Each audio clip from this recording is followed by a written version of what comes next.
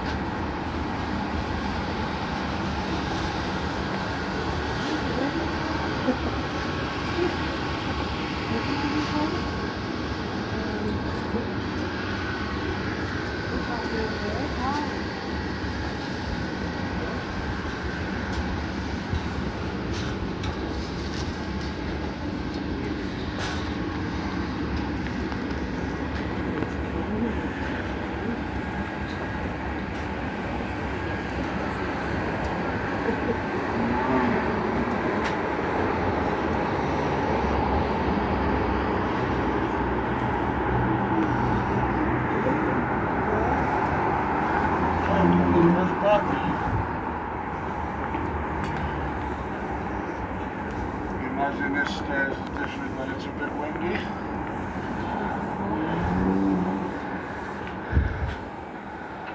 Or if it isn't raining or something like that.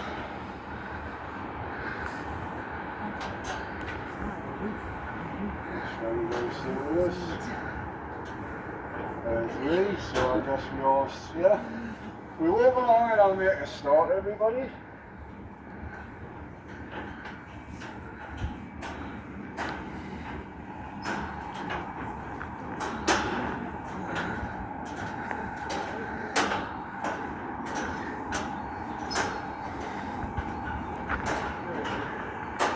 I'm standing over there, we've got to talk from here.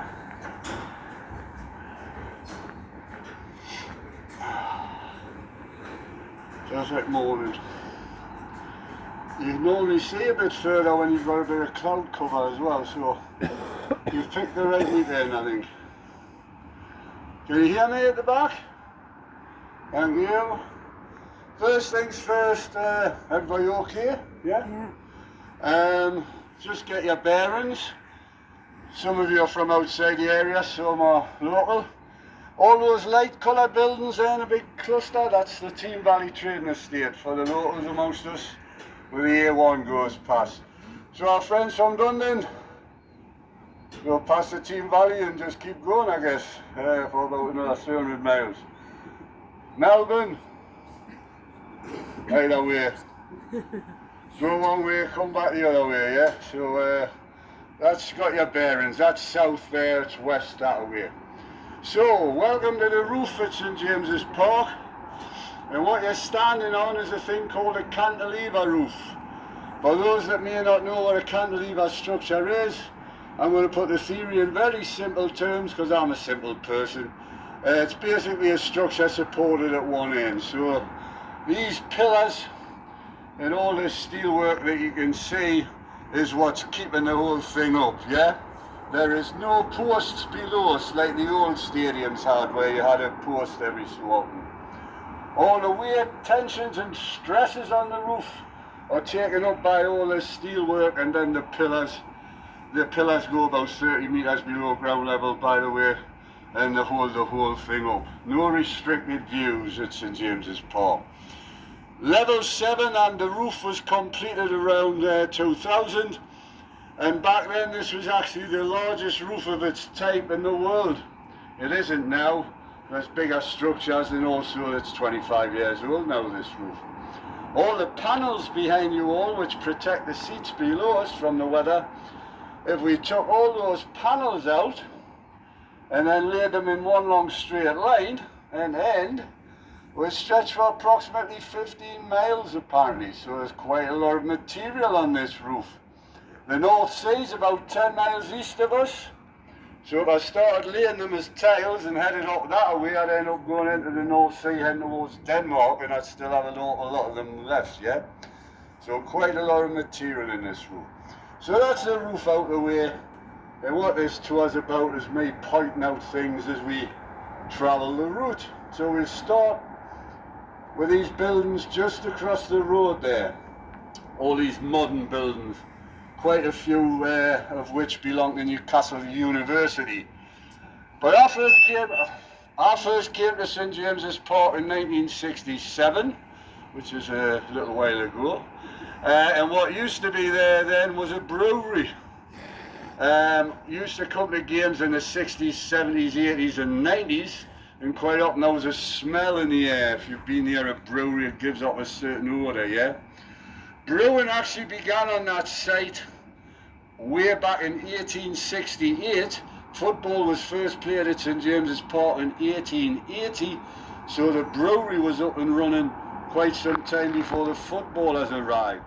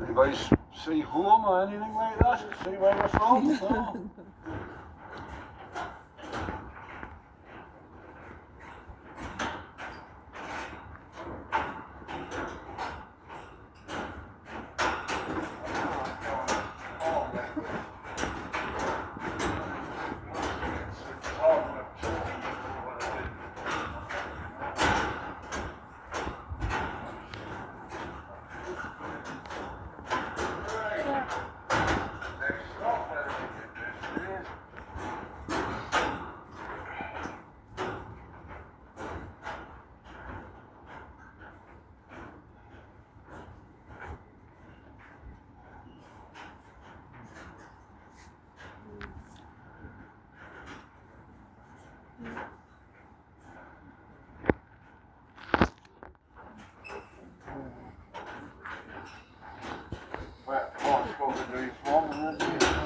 Berg! England! Right. Oh, well, there you go. Almost there. I was up about a few weeks ago. I hadn't been up for years. I got a tree. I seen a citizen passing out of it all around. But I went on a Monday and I think a few of the pubs were around. So, on Monday, so I got back and just going in a different day. Not that I was pubs or whatever.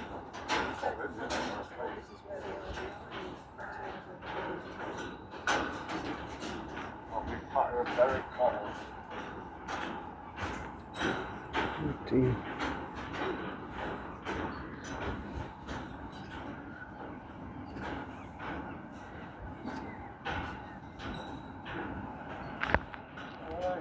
Everybody still okay at the back? I'll move on a little bit. This is the next stop.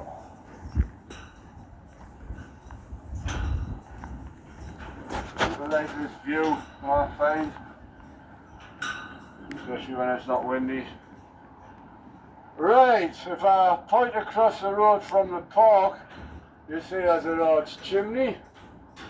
And surrounding that chimney is a large building, which is the Royal Victoria Infirmary, a rather large hospital, originally opened in 1906 by King Edward VII, named after his mother, Queen Victoria, There's a statue of her down in the grounds. Well, you'll also look, you'll see there's very little of the 1906 RVI left. It's been virtually redeveloped in recent years, which has allowed the hospital, amongst other things. If you look on the roof, there's an orange windsock hanging very limply today. And to the left of it is a great platform for a helicopter to land on. That's for the air ambulance helicopter, which we see every now and again. I hadn't seen it for weeks, and then about 3 weeks ago I seen it 3 times in the one weekend, so they were busy that weekend, landing and taking off. So that's the RVI. Beyond the RVI there's a big green open space, which is a historic town moor. That's about 350 acres of open land on the edge of our city centre. It's part of 5 moors. To the north of us we have Hunters Moor and Nuns Moor, and then the trees there where you would drive into Gosford, you've got on the left Duke's Moor, and on the right the Little Moor. If you add them all together, it's about 1,000 acres of open land, which is quite a lot of green space.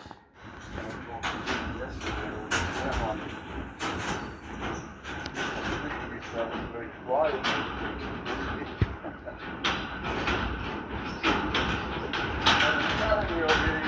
Quite a lot of things going on, you know.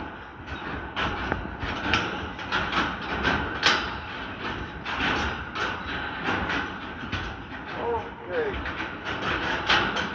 Okay, everybody, this is where I inform you for the first time.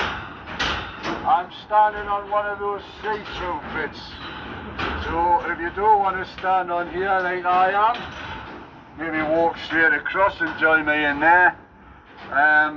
Well, if you're happy on here, you may want to take that photograph of your feet, that kind of thing. Hanging on tightly to your phones. That's your contact running out and you're getting a new one maybe, but I will hang on to your phone. Don't think there's one on the market that will work. And it falls down there. Still work, I should say. Quite pleasant, no wind up here.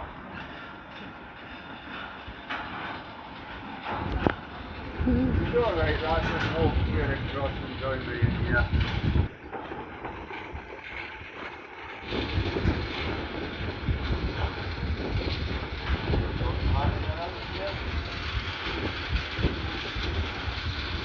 Now, this is the point that you take in the view where I mentioned a couple of things. This tour runs between April and October every year. I don't come up here in the winter months for obvious reasons. And what I found when I came up here in April this year, due to these construction sites going on in the city centre where all the cranes are,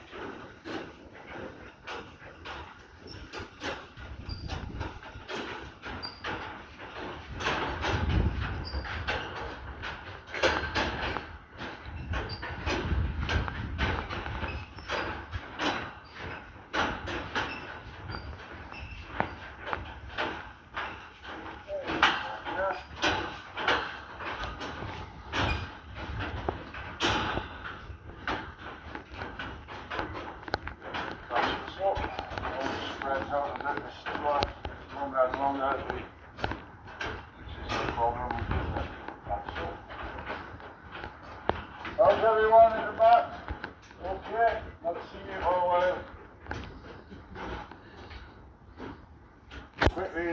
sure you all remember the name of that cathedral. Yeah?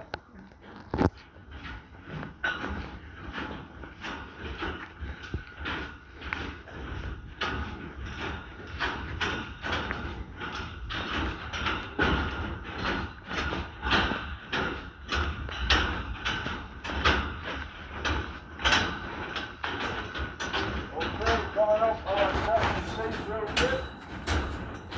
If you don't like see-through bits, you can walk up to that chain there if you wish. If you don't, come in here with me. This is safe if you're wondering why I'm not going along there.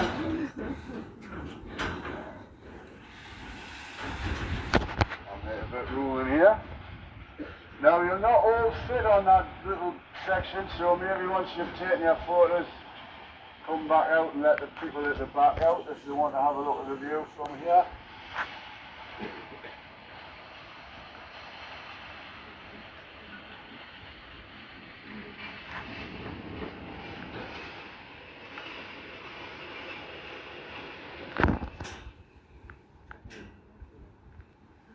This is actually where I talk about St James's Park itself. Here we are up on a hill just outside the city centre. The Victorians, in their wisdom, in 1880 stuck a football pitch on a hill, which has meant the pitch at St James's Park has never been totally level. If you look at those signs, fixed signs at the front of each stand with those adverts on, you'll see the little white supports get longer as you head down towards the Gallagher southeast corner. The adverts are actually level, it's the pitch that isn't. The pitch has a 1 metre slope on it running north to south. Corner on it. There's several of those black boxes on the roof. What's in those is a microphone that hangs down to pick the crowd noise up for the TV companies. Right, let's plod on.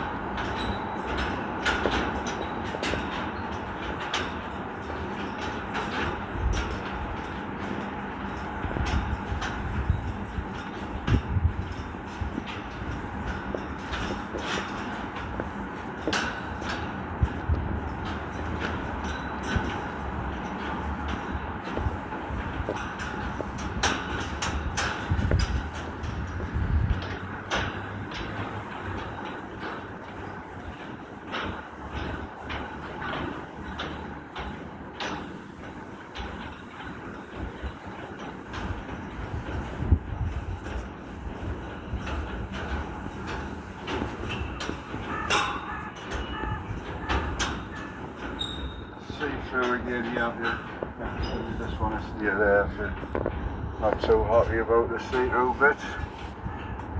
I'll just let everybody catch up. I've got a couple of things to mention about the city centre. Well, more than a couple. And then we're nearly done. You can see your seat down there. The one with a flag on it. Well, so you've got a season ticket, I take it. So you know what you'll do first game, won't you? You'll be looking up and saying, telling everybody I was up there a few weeks ago.